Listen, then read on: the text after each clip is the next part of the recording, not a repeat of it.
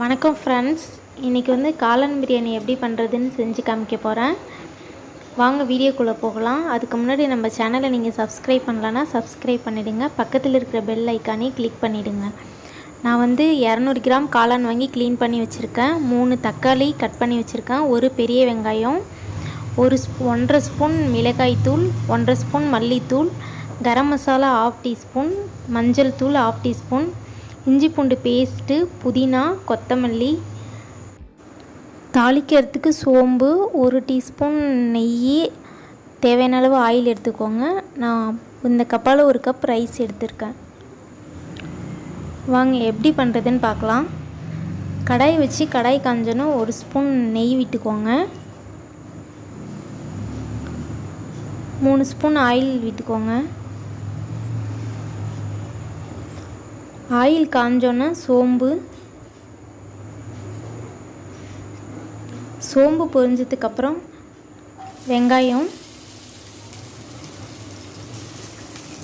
சேர்த்து நல்லா வதக்கிக்கோங்க.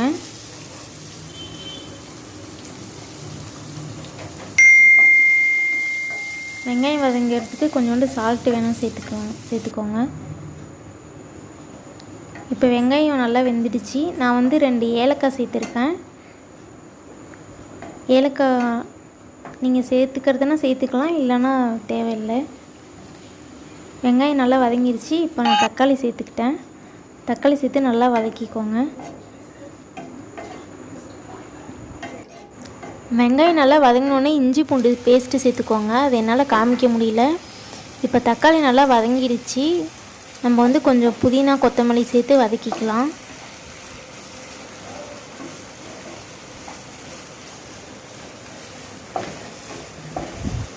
இப்போ நம்ம க்ளீன் பண்ணி வச்சுருக்க காளானை இதோடு சேர்த்துக்கலாம்.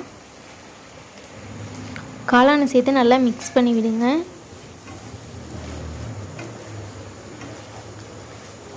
இப்போ வந்து காளானை வந்து இப்போ ஒரு 10 நிமிஷம் நம்ம மூடி வைக்கலாம்.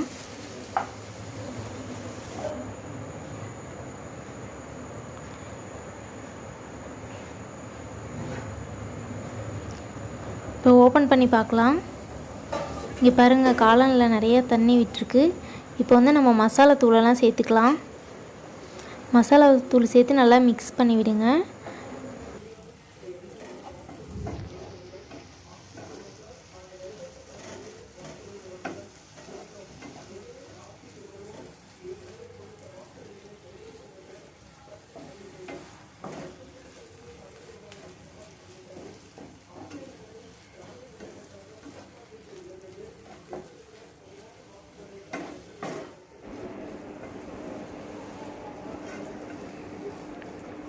நல்லா மிக்ஸ் பண்ணி விட்டதுக்கப்புறம் தேவையான அளவு உப்பு சேர்த்துக்கோங்க.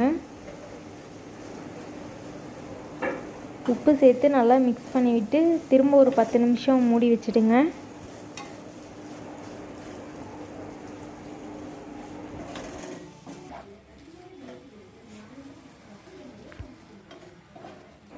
இப்போ நம்ம ஓப்பன் பண்ணி பார்க்கலாம். இப்போ பாருங்கள், மசாலாலாம் நல்லா மிக்ஸ் ஆகிடுச்சு. பச்சை வடைலாம் போயிடுச்சு. இப்போ வந்து நம்ம ரைஸை சேர்த்துக்கலாம். சாதத்தை சேர்த்து நல்லா மிக்ஸ் பண்ணி விடுங்க. கிரேவியோடு நல்லா மிக்ஸ் ஆகுற அளவுக்கு.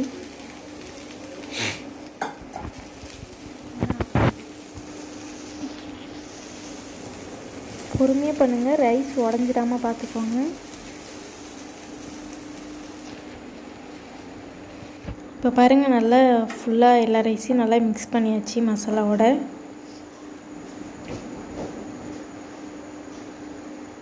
இப்போ வந்து நம்ம அடுப்பை ஆஃப் பண்ணிவிட்டு புதினா, கொத்தமல்லி சேர்த்துக்கலாம். ஓகே ஃப்ரெண்ட்ஸ், நீங்களும் இதேமாரி வீட்டில் ட்ரை பண்ணி பாருங்கள். இந்த வீடியோ உங்களுக்கு பிடிச்சிருந்துச்சுன்னா லைக் பண்ணுங்கள், ஷேர் பண்ணுங்கள், சப்ஸ்கிரைப் பண்ணுங்கள்.